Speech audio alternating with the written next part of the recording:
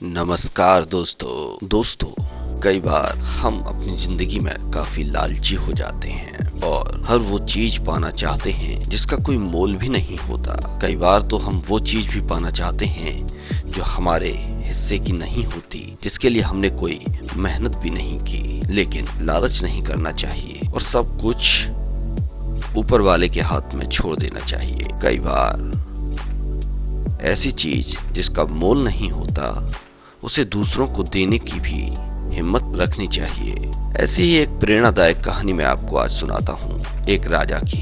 एक राजा अपनी प्रजा का हाल चाल जानने के लिए गांव में घूम रहा था। घूमते घूमते उसके कुर्ते का बटन टूट गया। राजा ने मंत्री से कहा कि पता करो इस गांव में कौन दर्जी है जो मेरे कुर्ते का बटन लगा सकता है। मंत्री को पता चला कि गांव में एक ही दर्जी है जिसका नाम है सुखीराम।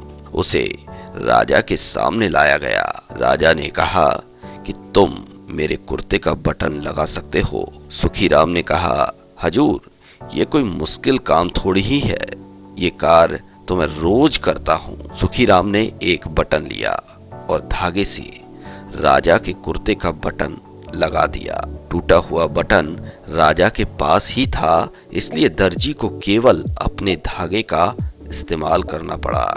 राजा ने अब दर्जी से पूछा कि कितने पैसे दे दूं। उसने कहा, महाराज रहने दीजिए। राजा ने फिर दर्जी को कहा, बोलो ना, कितनी मुद्राएं दे दूं।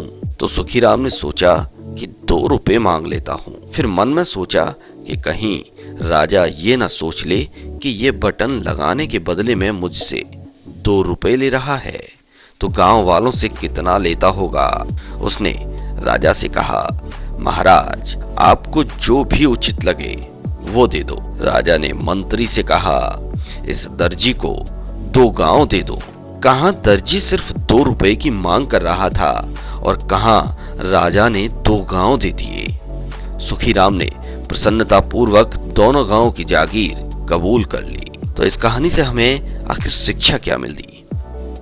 यही कि जब हम ईश्वर पर सब कुछ छोड़ देते हैं तो वो अपने हिसाब से देते हैं। हम सिर्फ मांगने में कमी कर जाते हैं, लेकिन देने वाला वो परमपिता जिसे सब कुछ पता है कि क्या देना चाहिए और क्या नहीं।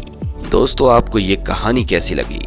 कमेंट कर हमें जरूर बताएं और हमारे इस चैनल मॉर्निंग मंच को सब्सक्राइब करना ना भूलें, ताकि हम आपको ऐसी ही उत्साहवर्धक और शिक्षाप्रद कहानियां सुनाते रहें।